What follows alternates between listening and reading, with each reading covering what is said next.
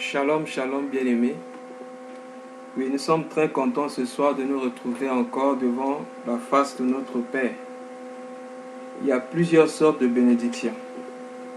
Il y a la bénédiction individuelle lorsque nous sommes en présence de l'Éternel. Il y a aussi une bénédiction que nous recevons lorsque nous sommes ensemble. C'est pourquoi la Bible dit qu'il est doux et agréable pour des frères de demeurer ensemble. C'est là que l'Éternel déverse sa bénédiction en abondance. Et cette grande bénédiction, bien-aimée, c'est la parole. Oui, nous avons été richement bénis par un message très prophétique pour celui qui a l'oreille spirituelle concernant le succès. Dès le premier jour de l'année, notre bien-aimé Paul nous a placé les bases solides concernant le succès. Et je recommande vivement aux bien-aimés qui n'étaient pas là d'aller sur le groupe, télécharger ce message et le réécouter, parce que si nous comprenons ce message, bien aimé, c'est un message qui va nous conduire non seulement cette nouvelle année, mais les années qui vont suivre. Et là-bas, le bien-aimé a présenté concernant le succès selon le point de vue de Dieu. Et il avait pris comme verset de base, c'est le verset de base que nous allons lire aussi aujourd'hui, dans Josué chapitre 1, le verset 8, qui parle du succès. Je lis la parole au nom du Seigneur dans Josué chapitre 1, le verset 8. Que ce livre de la loi ne s'éloigne point de ta bouche. Médite-le jour et nuit pour agir fidèlement selon tout ce qui y est écrit. Car c'est alors que tu auras du succès dans tes entreprises, c'est alors que tu réussiras. Amen. Et donc le bien-aimé nous a expliqué ici que le succès selon Dieu, plutôt la définition du succès selon Dieu, diffère de la définition du succès selon les hommes. Ce que les hommes appellent succès, c'est peut-être lorsque nous avons réussi à un examen, nous appelons ça le succès. Peut-être que nous avons acheté une voiture qu'on souhaitait acheter. Peut-être qu'on a eu une chose quelconque, etc. Bien-aimé, le bien-aimé a expliqué ici que le succès, c'est lorsque nous avons écouté Dieu et que nous avons fait ce que Dieu nous a demandé de faire. C'est ça le succès. Donc, bien-aimé dans le Seigneur, ce soir, nous parlons aussi du succès, mais nous allons toucher un peu le succès dans la vie de David. Nous savons que le personnage, ou encore la personne principale, le secret du succès, c'est voir la vie du Seigneur Jésus-Christ, puisque quand nous avons parlé de comprendre le mystère de la piété, nous avons dit que le mystère de la piété, c'est voir comment Jésus a marché sur terre. Mais nous savons tous que tous ces personnages bibliques étaient l'ombre de Jésus-Christ. Donc ce soir, nous allons essayer de toucher sur la vie de David. Nous allons voir ici ce que David avait fait, quelle était l'attitude de David pour comprendre le mystère du succès. C'est alors que nous allons comprendre, bien aimé, le succès ce soir. Nous n'allons pas prendre tous les passages, nous allons avancer au fur et à mesure, voir comment David se comportait, ce que David avait fait, qui a fait que David connaisse le succès. La première des choses par rapport à David, nous pouvons lire dans 1 Samuel chapitre 16. En tout cas, j'ai écouté un message concernant David qui m'a beaucoup édifié, et par rapport au message du bien-aimé Paul, j'aimerais partager ce que j'ai reçu par rapport à ce message également. Donc, dans 1 Samuel chapitre 16, nous voyons dans 1 Samuel chapitre 16, c'est lorsque le prophète Samuel va oindre David. Quand Dieu a rejeté le roi Saül, il dit qu'il avait choisi l'homme selon son cœur. Dieu a orienté Samuel dans la maison d'Isaïe, le père de David. Et quand il arrive dans la maison du père de David, il a fait savoir au père de David ce qui allait se passer. Il devait oindre un de ses fils comme roi. Et nous remarquons ici que David n'était pas présent. Donc pendant que les autres étaient à la maison, David était en train de garder 1 Samuel chapitre 16. Tout 1 Samuel chapitre 16, du verset 1 jusqu'au verset 13, nous parle de comment David était oint. Donc du verset 1 au verset 13. Alors, le roi, je ne veux pas qu'on lise tous les passages pour gagner le temps. Au verset 13, nous voyons comment David a été oint. La Bible dit, Samuel prit la corne d'huile et l'oignit au milieu de ses frères. L'Esprit de l'Éternel saisit David à partir de ce jour-là et dans la suite. Samuel se leva et s'en alla à Rama. Qu'est-ce que nous remarquons? D'abord, ce que nous avons dit avant, lorsque David est arrivé, plutôt lorsque Samuel est arrivé dans la maison d'Isaïe, Isaïe a fait passer tous ses frères. Isaïe croyait que ça devait peut-être être Abinadab, ou encore, ça pouvait être soit Abinadab, soit Shama, etc. Même le prophète Samuel lui-même, lui qu'on appelait le voyant, quand il voyait un de ses fils venir, il dit certainement c'est celui-là. Et Dieu va dire à Samuel, lui je l'ai rejeté. Parce que l'homme regarde à ce qui frappe aux yeux, mais Dieu regarde au cœur. Donc par rapport à David, nous voyons que David, c'était un homme qui était là-bas dans la forêt, oublié par ses parents, oublié par ses frères, mais il n'était pas oublié par Dieu. David était un homme bien-aimé de travail. Si nous voulons réussir, si nous voulons avoir le succès bien-aimé en cette année 2016, nous devons être des hommes qui savent travailler, des hommes qui savent, qui travaillent, des hommes qui sont motivés, des hommes qui savent travailler leur salut, des hommes qui savent travailler en ce qui concerne même le service là où ils sont, là où ils exercent, des hommes qui sont des hommes de prière, des hommes qui savent travailler. C'était ça, bien-aimé, la vie de David. Pendant que les autres étaient à la maison, lui, il était là-bas, bien-aimé, dans la jungle. Il était en train de paître les troupeaux de son père. En cette année 2016, si nous voulons réussir, nous devons être des hommes qui travaillent. Nous voyons ici, au verset 13, quelque chose par rapport à David.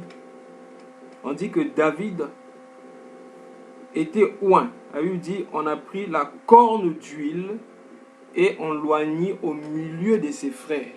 L'Esprit de l'Éternel saisit David à partir de ce jour-là et jusqu'à la suite. Donc on remarque ici déjà, pour avoir le succès, nous devons bien aimer être remplis du Saint-Esprit. Donc comme deuxième chose, pour avoir le succès, nous avons dit, nous devons être des hommes qui savent travailler, mais nous devons aussi être remplis du Saint-Esprit. David était rempli du Saint-Esprit. Alors, on va directement dans 1 Samuel, toujours dans 1 Samuel chapitre 16. On remarque ici que à partir du verset 14, on dit que l'Esprit de l'Éternel se retira de Saül. De 14 à 23. L'Esprit de l'Éternel se retira de Saül. Et le serviteur de Saül dit, un mauvais esprit, le serviteur de Saül lui dit, voici un mauvais esprit de Dieu t'agite. Donc Saül était possédé d'un mauvais esprit, mais nous voyons ici quelqu'un rendre témoignage de David. Il dit qu'on apporte, que notre Seigneur parle. Tes serviteurs sont devant toi, ils chercheront un homme qui sache jouer de la harpe. Et quand le mauvais esprit de Dieu sera sur toi, il jouera de sa main, et tu seras soulagé. Saül répondit à ses serviteurs, trouvez donc un homme qui joue bien et emmenez-le. Verset 18. Le serviteur prit la parole et dit, voici j'ai vu un fils d'Isaïe, Bethlémite, qui sait jouer. C'est un homme fort et vaillant, un guerrier, parlant bien, d'une belle figure, et l'Éternel est avec lui. Nous voyons ici comment est-ce que cette personne présente David. Certainement, les parents de David ne connaissaient pas ces choses sur David. Mais quelqu'un du dehors avait vu ces choses dans la vie de David. Il avait vu que David était un guerrier. Bien qu'il était là-bas dans la forêt, mais quand même, Dieu permettait qu'il y ait quelqu'un qui voie afin de rendre témoignage de David. David n'a pas rendu son propre témoignage, mais quelqu'un d'autre a rendu témoignage de lui. Parce que David, c'était un homme qui travaillait, c'était un homme de guerre. Et c'est ce que David a fait. David a aidé le roi Saül à être libéré des esprits mauvais en jouant, bien aimé, de la harpe. Et bien aimé, à notre temps, le Seigneur a dit, en mon nom, vous chasserez les démons. Donc comme David, en cette nouvelle année 2016, nous devons également nous apprêter, bien aimé, à ces choses. Ce n'est pas normal que les démons soient de moins en moins chassés dans les églises. Si nous avons reçu le même esprit que les apôtres avaient reçu, nous devons vivre, bien aimé, les mêmes choses. Et c'est ce que David faisait. Regardez, prenons maintenant le chapitre 12, à partir du verset 11. 1 Samuel 17, à partir du verset 11, la Bible dit, Saül et tout Israël entendirent ces paroles du Philistin et il fut effrayé et saisi d'une grande crainte. Verset 12. Or, David était un fils de cet Éphrasien, le Bethléemite de Juda, nommé Isaïe, qui avait huit fils, et qui, du temps de Saül, était vieux avancé en âge. Les 3 fils aînés d'Isaïe avaient suivi Saül à la guerre. Le premier de ces 3 fils était parti pour la guerre, s'appelait Eliab, le second Abinadab et le troisième Shama. David était le plus jeune. Et lorsque les 3 aînés eurent suivi Saül, David s'en alla chez Saül et revint à Bethléem pour faire paître les brebis de son père. Bien-aimé, qu'est-ce que nous remarquons ici par rapport à la vie de David? David, d'une façon ou d'une autre, lorsqu'il partait chez le roi, c'est comme si là-bas il avait trouvé, bien-aimé, un nouveau emploi. C'est comme si il avait trouvé un nouvel emploi là-bas, dans la maison de Saül, qui devait certainement payer mieux que le fait de garder les brebis de son père, parce que c'est sûr que son père Isaïe ne lui donnait rien du tout. Mais là, David jouait, bien aimé, la harpe, jouait l'instrument pour aider le roi à être libéré des esprits mauvais. Supposons que l'Éternel t'utilise pour aller faire du bien au président de la République. Tu imagines un peu l'enveloppe qu'on va te donner pour le déplacement. Certainement, si tu n'as pas le Saint-Esprit, tu vas changer rapidement de travail. Bien aimé, mais David n'a pas fait cela. Malgré que David avait trouvé grâce, malgré que David aidait le roi, je ne sais pas ce qu'on donnait à David, mais David est resté, bien aimé, fidèle au service de son père. Bien aimé dans le Seigneur. En cette année 2016, peut-être que tu vas recevoir la promotion.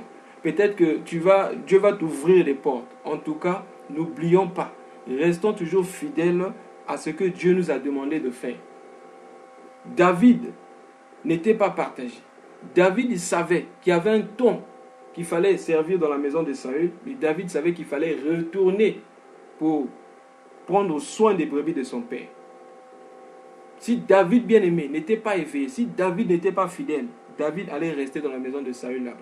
De toute façon, la maison de Saül, bien-aimé, c'est la maison royale. Là-bas, il n'y a pas la saleté. Mais dans la jungle, là-bas, avec les brebis bien-aimés, c'est les cacas des vaches, les cacas des animaux. Il faut prendre soin des animaux bien-aimés. Les conditions là-bas n'étaient pas certainement favorables. Mais David, sachant que c'était la propriété de son père, sachant que c'était la mission que le père lui avait donnée, David est resté fidèle. Verset 15, je relis encore. David s'en alla chez Saül et revint à Bethléem pour faire paître les brebis de son père. Bien-aimé, en cette année 2016, soyons fidèles aux choses que Dieu nous a dites. Soyons fidèles à la mission de Dieu. Ne nous détournons pas de la mission de Dieu. Que les portes que le Dieu va nous ouvrir ne soient pas une occasion de chute pour nous. Si nous voulons connaître le succès avec Dieu, bien-aimés, soyons fidèles. Nous allons avancer. Le verset 16. Le Philistin s'avançait matin et soir et se présenta pendant 40 jours. Isaïe dit à David, son fils, prends pour tes frères cet épha de grains rôtis et ces 10 pains. Et cours au camp vers tes frères pour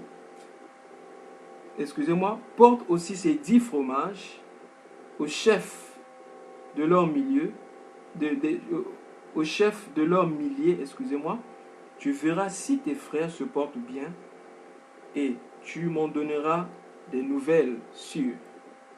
Ils sont avec Saül et tous les hommes d'Israël dans la vallée de Térébenthe, faisant la guerre aux Philistins. David se leva le bon matin. Ça, c'est très important. David se leva le bon matin. Quand Dieu nous parle le soir, nous devons être prompts à exécuter. Le verset 20 dit, David, lorsque son père l'a appelé, lorsque bien-aimé son père l'a appelé pour l'envoyer, David se leva le bon matin. On peut voir la même chose dans la vie d'Abraham. Lorsque Dieu appelle Abraham, il dit à Abraham, prends ton fils. Genèse chapitre 22. Je lis du verset 1 au verset 3. Genèse 22, 1 à 3. Après ces choses, Dieu mit Abraham à l'épreuve. Il lui dit, Abraham, il répondit, me voici. Dieu lui dit, prends ton fils unique, celui que tu aimes, Isaac, va au pays de Morija et là offre-le en sacrifice sur l'une des montagnes que je te dirai. Abraham se leva de bon matin. C'est là, regardez bien, Abraham se leva de bon matin.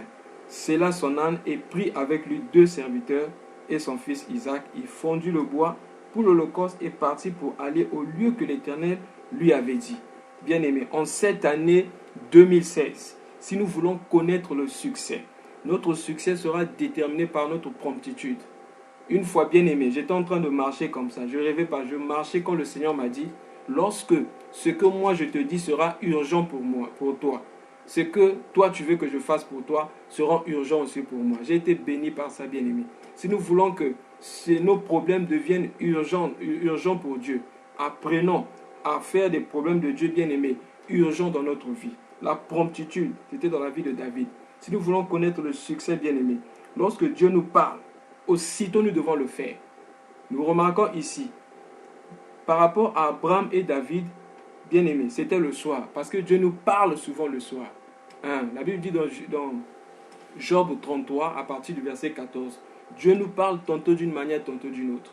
Mais l'homme ne prend pas garde. C'est lorsque nous sommes endormis, bien-aimé, ça c'était l'ancienne alliance. Mais dans la nouvelle alliance, pendant que nous marchons, le Saint-Esprit peut nous inspirer quelque chose. Le Saint-Esprit peut nous parler. Et si nous sommes conscients, si nous savons que c'est la voix du Saint-Esprit, bien-aimé, en cette année 2016, dès que le Saint-Esprit nous parle, soyons prompts à agir. Même si nous ne comprenons pas, agissons simplement. C'était ça le cas de David. La Bible dit au verset 20, il se leva le bon matin et laissa les brebis à un gardien. Il prit sa charge et partit comme Isaïe lui avait ordonné. Nous devons faire les choses comme Dieu nous a ordonné, pas comme nous voulons. Bien-aimés, il ne s'agit pas simplement de faire ce que Dieu nous a demandé de faire, mais nous devons faire la chose comme Dieu nous a demandé de faire. Parce que, bien-aimés, la mission ne déterminera pas notre succès, mais la façon de faire. Dieu a dit à Moïse, construis le tabernacle. Mais qu'est-ce que Dieu dit à Moïse? Bâtis le tabernacle selon le modèle qui t'a été montré sur la montagne. C'est très important. J'ai lu quelque chose il n'y a pas longtemps concernant la prophétie. C'est parce que j'ai oublié le passage. Lorsqu'on a parlé à un prophète et on dit de crier, il dit sur quoi crierai-je? Bon, on va pas rester là-dessus. Donc, nous voulons simplement parler de la façon de faire. La Bible dit que David avait fait comme lui avait ordonné son père Isaïe. Dans cette année 2016, si nous voulons connaître le succès, faisons les choses selon le modèle de Dieu. On va avancer. Et lorsqu'il arriva au camp, l'armée était en marche pour se ranger en bataille et pousser des cris de guerre. Verset 21. Israël et les Philistins se formèrent en bataille, armée contre armée. David remit les objets qu'il portait entre les mains du gardien des bagages et courut vers le rang de l'armée. Aussitôt arrivé, il demanda à ses frères comment ils se portaient. Tandis qu'il parlait avec eux, voici le Philistin de Gath, nommé Goliath, s'avança entre les deux armées. Hors des rangs des Philistins, il tint des mêmes discours, c'est-à-dire ces discours injurieux qu'il avait tenus précédemment. Le même discours que précédemment, et David les entendit. Alors, à la vue de cet homme, tous ceux d'Israël s'enfuirent devant lui et furent saisis d'une grande crainte. Chacun disait, avez-vous vu s'avancer cet homme? C'est pour jeter à Israël un défi qui s'est avancé. Si quelqu'un le tue, le roi le comblera de richesses. Il lui donnera sa fille et il affranchira la maison de son père. David dit aux hommes qui se trouvaient auprès de lui, que fera-t-on à celui qui tuera ce Philistin et qui ôtera l'opprobre de dessus d'Israël? Qui est donc ce Philistin incirconcis pour insulter l'armée du Dieu vivant? Nous voyons ici, bien aimé, David était, la première motivation de David aimait d'abord le nom de l'Éternel. Pour David, l'Éternel c'est le Dieu vivant. Et un incirconcis n'avait pas le droit d'insulter l'armée du Dieu vivant. Et quand David parle de l'armée du Dieu vivant, il parle de l'armée d'Israël, les hommes d'Israël. Il dit, mais comment un incirconcis peut jeter l'opprobre, peut insulter l'armée du Dieu vivant? Et ensuite, le peuple répétant les mêmes choses lui dit, c'est ainsi qu'on fera à celui qui tuera le roi. Eliab, son frère aîné, qu'il avait entendu parler à ces hommes, fut enflammé de colère contre David. Verset 28. Et il dit, pourquoi es-tu descendu et à qui as-tu laissé ce peu de brebis dans le désert? Je connais ton orgueil et la malice de ton cœur. C'est pour voir la bataille que tu es descendu. David répondit, qu'ai-je fait donc? Qu'ai-je donc fait? Ne puis-je pas parler ainsi? Remarquez ici le comportement, le caractère du grand frère de David. Le grand frère de David,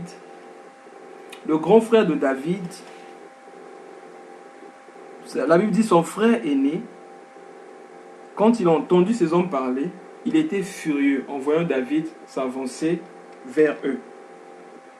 Et qu'est-ce qu'il dit? À qui as-tu laissé ce peu de brebis dans le désert? Pour le grand frère de David, ce peu de brebis-là n'était rien du tout, alors que c'était les brebis de son père. Mais regardez comment il minimise la richesse de son père. Mais David, même si c'était le peu de brebis, ces peu de brebis-là avaient de l'importance, avaient du prix à ses yeux. Voilà pourquoi il était capable d'aller chez le roi Saül et de repartir. Bien aimé, en cette année 2016, je vais dire ceci, ne méprise pas les faibles commencements. Lorsque Dieu veut faire descendre une pluie de bénédiction, ça commence toujours par la forme d'une pomme d'une main. Lorsque la pluie est descendue, le jour-là, lorsque Élie priait sur le mont Carmel, c'était seulement, bien aimé. La Bible dit que les nuées, c'était une petite partie de nuée en forme de la pomme d'une main. C'est comme ça que Dieu bénit, bien aimé. La bénédiction de Dieu commence toujours par une petite chose. C'est pourquoi la Bible dit, ne méprisez pas les faibles commencements. Si tu as prié, tu as vu un peu, bien aimé, qu'est-ce que je veux dire? Nous devons inspecter ce que nous expectons. Nous devons inspecter ce que nous expectons, c'est-à-dire ce que nous attendons, nous devons jeter un coup d'œil pour regarder. Dès que nous voyons un petit signe, commençons à adorer Dieu. C'était ça le secret d'Élie. Pendant qu'Élie priait, il a envoyé son serviteur à 7 reprises pour aller voir. Tout ce que Élie attendait, c'était un petit truc seulement. C'est ce petit truc-là que Dieu bien-aimé va multiplier. Dans le cas de cette veuve qui avait l'huile, c'était un peu d'huile seulement, un pot d'huile. C'était un peu d'huile seulement dans le pot qui s'est transformé. Dans la façon de Dieu de travailler, bien aimé, Dieu n'utilise pas ce qui est grand. Dieu, pour confondre l'intelligence des grands, pour confondre le monde, Dieu apporte toujours sa victoire par ce qui est petit. Donc, bien-aimés dans le Seigneur, en cette année 2016, ne néglige pas les faibles commencements. Ne néglige pas le peu que tu as, car c'est avec ce peu-là que Dieu va t'apporter la victoire. Dieu a demandé à Moïse, qu'est-ce que tu as? Il a dit un simple bâton. Mais ce simple bâton-là, avec Dieu, il était capable de multiplier, de diviser la mer en deux. Bien-aimé, Israël devait affronter 50 000, une armée de 50 000 personnes. Mais eux, ils étaient au nombre de 32 000. Dieu dit, vous êtes trop nombreux. Que celui qui est craintif, que celui qui a peur, retourne à la maison. 22 000 sont partis. Dieu dit, vous êtes toujours nombreux. Descendez aux eaux. La personne qui va laper comme un chien, ceux qui n'auront pas de prudence, qui repartent à la maison. La Bible dit, 9 700 étaient tombés bien-aimés dans l'eau. Et Dieu a utilisé 300 personnes pour aller combattre 50 000 personnes. Ils ont été vainqueurs. Je vais dire ceci. En Dieu bien-aimé, ce n'est pas le moyen de combattre. Ce n'est pas le moyen de combattre qui compte. Mais c'est celui qui est avec toi qui fait la différence. Car la Bible dit, celui qui est en nous est plus grand, est plus fort que celui qui règne dans ce monde. Ainsi, bien-aimé, en cette année 2016, peu importe ce que tu vas croiser, va avec cette promesse. Celui qui est en moi est plus grand, est plus fort que celui qui règne dans ce monde. C'est celui qui a créé les cieux et la terre. C'est pourquoi David a dit, avec toi, je peux me jeter sur une troupe, même de 15 000 personnes, parce que je sais que Dieu est avec moi. Bien-aimé, c'est le cas ici. Où est-ce que avec qui tu as laissé le peu de brebis de ton père? Ne néglige pas les faibles commencements. Et la Bible dit, quand David a entendu cela, il se tourna, verset 30, et se tourna de lui pour s'adresser à un autre et fit les mêmes questions. David n'a pas changé le message. Bien-aimé dans le Seigneur, toi qui étais appelé au ministère, même si les gens refusent d'écouter le message, ne change pas le message à cause de ceux-là qui ne veulent pas écouter. Tourne le dos, va prêcher le même message à un autre endroit. Les gens vont écouter le message et les gens seront sauvés. David n'a pas changé de message. David a changé son environnement. Si nous voulons réussir bien-aimé en cette année 2016, apprenons à connaître notre environnement. Si l'environnement n'est pas propice, bien-aimé, fais demi-tour, à moins que Dieu te dise reste là. Mais sinon, donne le dos, change bien-aimé d'environnement. Tu verras que ça va fonctionner avec Dieu. Même le Seigneur Jésus-Christ, lui qui a parlé la révélation de l'amour, lorsqu'il marchait avec les disciples, il ne faisait pas toutes choses avec tout le monde. Nous remarquons que dans le groupe des disciples, le groupe des 12 disciples était divisé en 3 groupes. C'est un peu comme le tabernacle. Il y avait le groupe des 12. Ça, c'est bien aimé, le parvis. Il y avait le groupe des 3. Quand il fallait aller travailler, parce que ça, c'est le lieu saint. Dans le lieu saint, bien aimé, c'est là où il y a le service. Il y avait Paul, il y avait plutôt, Pierre, Jacques et Jean. Quand il fallait opérer des miracles, il fallait monter avec le groupe de ces 3-là. Mais quand il fallait révéler les secrets, il y avait un qui était là, Jean, qui s'allongeait souvent sur sa poitrine. Et c'est lui qui connaissait bien aimé les secrets. C'est lui qui nous a écrit l'Apocalypse. Donc, le Seigneur Jésus-Christ connaissait bien aimé son environnement. Nous pouvons voir aussi, pendant qu'il est en train de marcher pour aller dans la maison de Jairus, pour sauver sa fille, la Bible dit qu'il marchait avec les disciples. Donc, pour le miracle qui concernait la femme à la perte de sang, les 12 étaient là. Dès qu'elle a touché, elle était guérie. Mais lorsqu'on lui a dit, on dit à Jairus, n'importune plus le maître parce que ta fille est déjà morte. Il dit à Jairus, ne crains pas, crois seulement. Quand ils sont arrivés dans la maison de Jairus, la Bible dit, il n'a demandé à personne d'entrer dans la maison où on avait déposé le corps, si ce n'est à Jean, Pierre et Jacques, ainsi que les parents de l'enfant. Et la Bible dit qu'il y avait des gens qui pleuraient dans la maison de Jairus. Il a chassé toutes ces personnes. Parce que ces gens-là pouvaient bien aimer bloquer le miracle. Bien aimé, est-ce que tu sais que l'environnement peut bien aimer étouffer ton miracle? Voilà pourquoi. En cette année 2016, apprenons à connaître notre environnement. Marchons avec les hommes qui aiment Dieu. Des gens qui aiment la parole. Des gens bien aimés qui vont nous aider à grandir dans la foi, dans la crainte de Dieu. Qui vont nous aider bien aimés à persévérer bien aimés dans la crainte de Dieu. Qui vont nous aider à grandir bien aimés dans lui en ce qui concerne l'humilité. C'est ainsi que bien aimés, nous allons connaître le succès en cette année 2016. David a été méprisé par son frère. Mais David n'a pas changé de parole. Il a changé simplement son environnement. Il y a certains trucs bien aimés auxquels tu dois donner le dos. pour avancer. Et là, je suis en train de parler du passé. Dans la Bible, dans Ésaïe chapitre 43, le verset 18 à 19, la Bible dit « Ne pensez plus aux événements passés, ne pensez plus à ce qui est ancien. Mais voici, je suis sur le point de faire une chose nouvelle qui est sur le point d'arriver. » La Bible dit « Je frayerai le chemin dans le désert et je ferai sortir de l'eau. » Bien-aimés dans le Seigneur, il est temps en cette année 2016 de donner d'eau à toutes ces choses bien-aimées qui ne t'ont pas permis d'aller de l'avant. Donner d'eau à toutes ces personnes à toutes ces personnes-là qui ne t'ont pas aidé à aller de l'avant. Qu'est-ce que je veux dire? À toutes ces personnes qui ont été pour toi comme des blocages. Et bien aimé, cette année 2016, toutes ces choses qui nous bloquaient, bien aimé, en ce qui concerne notre vie de prière, ça peut être la paresse, le manque, bien aimé, de prière, le manque de méditation. Nous devons donner le dos à toutes ces choses. Le manque, pardon, de sanctification, le manque d'attention en ce qui concerne notre vie intérieure. Donner le dos à toutes ces choses afin d'avancer et avoir du succès.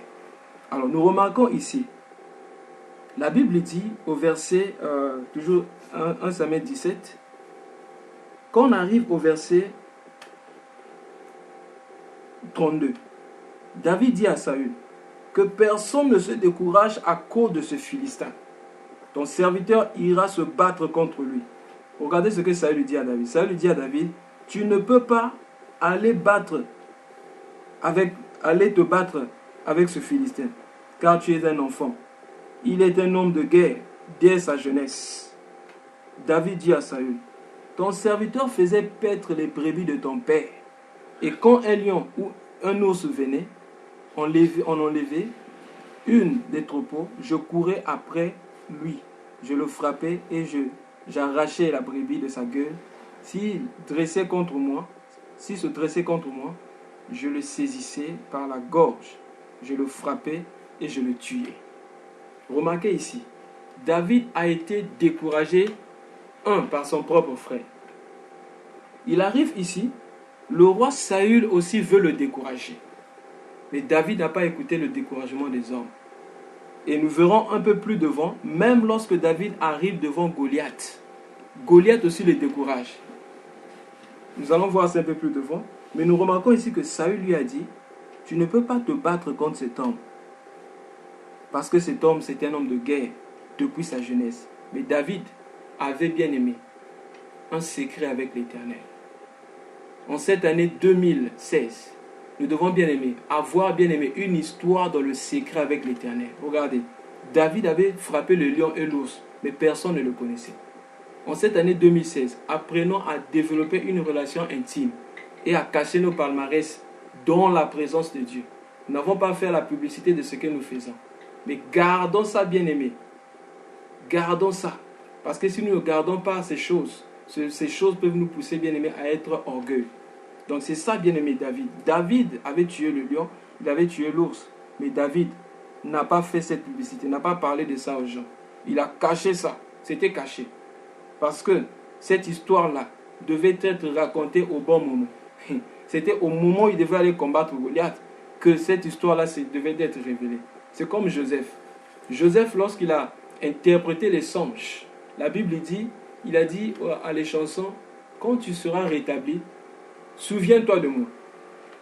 Mais les chansons, dès qu'il est sorti, il oublia Joseph totalement. Pourquoi il avait oublié Joseph?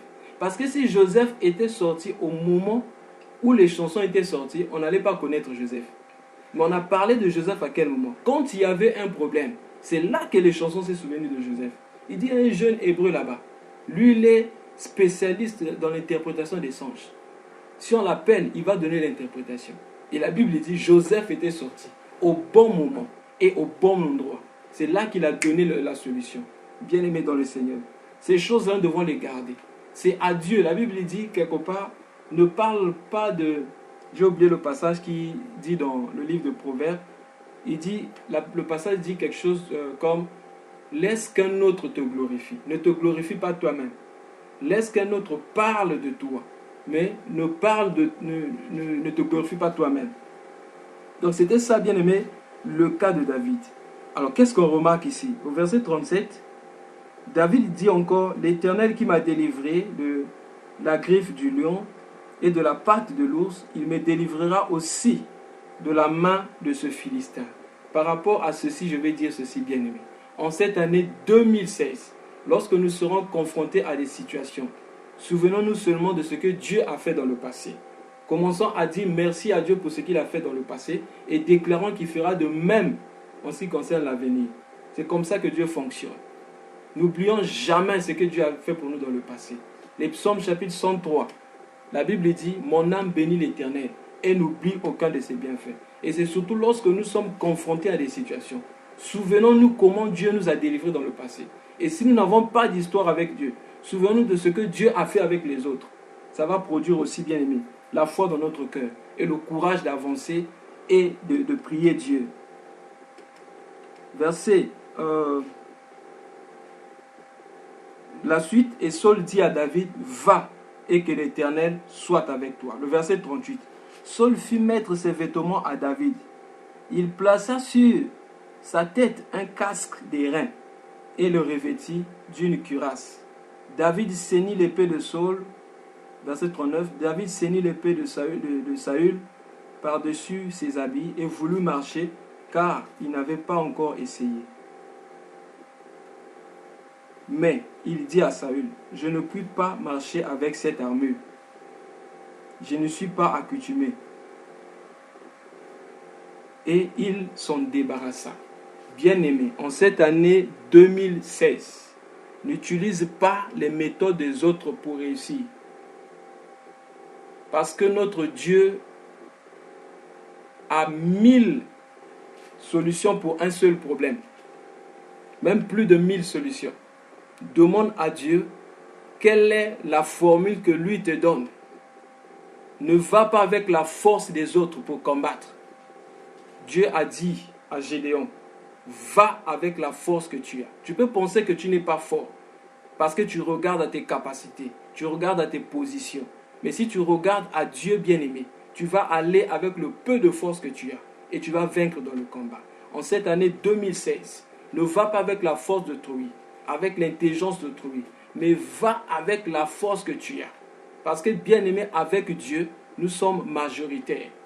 Nous sommes tous des héros. Mais lorsqu'on place le 1 qui est Jésus, nous devenons des millions. C'est pourquoi, bien-aimé dans le Seigneur, n'utilise pas les méthodes des autres. David ici a réussi parce que David n'a pas porté. Est-ce que vous savez que si David avait vaincu Goliath avec l'armure de Saül, certainement le roi Saül allait dire, David a vaincu parce que je lui avais donné des armes. Pourquoi? Nous voyons un peu plus devant, lorsque David, on va lire ça rapidement pour clôturer, le verset 41, le Philistin s'approcha peu à peu de David. Non, excusez-moi. Oui. Verset 41. Le Philistin s'approcha peu à peu de David et l'homme qui portait son bouclier marchait devant lui. Le Philistin regarda et lorsqu'il aperçut David, il le méprisa. Bien aimé, il y aura des situations qui vont venir te décourager, chercher à te mépriser. Comme nous avons vu tout à l'heure, David a connu le mépris à 3 niveaux. D'abord avec son frère, ensuite avec le roi Saül. Là, lorsqu'il est sur la ligne de front, lorsqu'il veut combattre Goliath, Goliath aussi le méprisa. Mais David n'a pas regardé au mépris. Ne regarde pas au mépris, mais regarde à ton Dieu qui est capable. Tourne-toi le dos. Donne le dos à tous ceux qui te méprisent. Ne donne pas ton cœur. Souvent, bien aimés, nous sommes frappés. Pourquoi? On nous méprise, nous donnons le cœur. Et ces choses pénètrent en nous. Nous sommes découragés. Ces choses pénètrent en nous. Nous devenons dépressifs.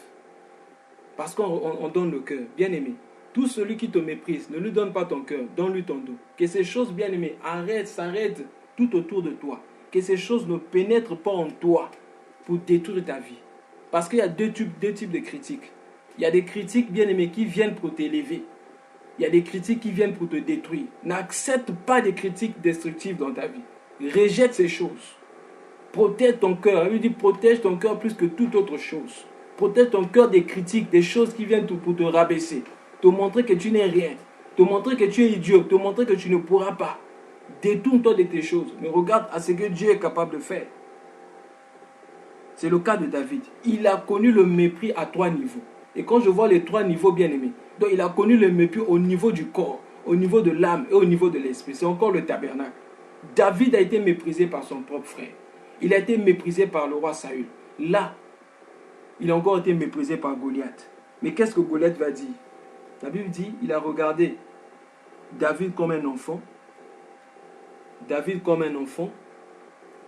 Il a regardé David comme un enfant, blond et d'une belle figure.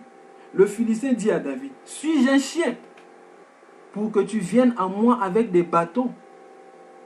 Et après l'avoir maudit par ses dieux, il ajouta, viens vers moi et je donnerai ta chair aux oiseaux du ciel et aux bêtes des champs. Oh, j'aime David. David dit ceci, verset 45. David dit aux Philistins, tu marches contre moi avec l'épée, la lance et le javelot. Parce que Saül avait l'épée, la lance et le javelot. Israël avait l'épée, la lance et le javelot. Mais moi, je ne viens pas avec ces choses. Moi, je marcherai contre toi au nom de l'Éternel, des armées, du Dieu d'Israël que tu as insulté. Bien-aimé dans le Seigneur. Les méthodes des lances et des javelots n'ont rien fait à Goliath. Voilà pourquoi David a changé de méthode. David n'a pas utilisé ce que les autres ont utilisé. En cette année 2016, si tu veux avoir ce que les autres n'ont pas eu, fais ce que les autres n'ont pas fait. Ne nous mélangeons pas au siècle présent. Romains 12, j'aime beaucoup quand le frère Frélin parle de ça. Le frère Frélin aime beaucoup ce passage. Quand je lis ce passage, je pense au frère Frélin. Romains 12, 2. Ne nous conformons pas au siècle présent, mais soyons transformés par le renouvellement de l'intelligence afin de discerner quelle est la volonté de Dieu dans chaque situation. Quelle est la volonté de Dieu dans chaque combat. Dans le combat de David ici, David a refusé de se conformer, bien aimé, des tactiques de guerre de son siècle, où il fallait utiliser la lance et le javelot. Mais David est parti avec le nom de l'Éternel. Bien aimé, si nous voulons connaître le succès en cette année 2016, allons avec le nom de l'Éternel. Car la Bible dit, la victoire n'appartient pas à ceux qui ont des chevaux. La victoire n'appartient pas à ceux qui ont n'appartient pas à ceux qui ont beaucoup de chevaux. Mais tout dépend, bien aimé, de l'Éternel. La victoire est à l'Éternel. David est parti avec une simple pierre. Et c'est cette pierre-là qu'il a utilisée, bien aimé, pour frapper Goliath. Bien aimé dans le Seigneur. En cette année 2016, le Seigneur nous appelle à connaître le succès dans notre vie spirituelle, dans notre vie de sainteté et même dans le combat. N'oublions pas que tous ceux qui vont chercher à vivre pieusement dans le Seigneur seront persécutés. Parce que l'esprit du monde ne va jamais se conformer avec l'esprit de Dieu. C'est pourquoi, bien aimés, nous sommes en perpétuel combat. Nous allons toujours combattre. En cette année 2016, n'attends pas au repos, attends-toi au combat. Parce que, bien aimés, nous sommes des guerriers, mais des guerriers en Jésus-Christ. Nous ne combattons pas pour avoir la victoire, nous combattons déjà de la victoire. Donc allons avec le nom qui est le plus grand, le nom puissant, le nom de Jésus. Et bien aimé, nous allons vaincre dans le combat, car nous ne combattons pas. Mais c'est Jésus lui-même qui va combattre pour toi, qui va combattre pour moi. Que le Seigneur te bénisse. Amen.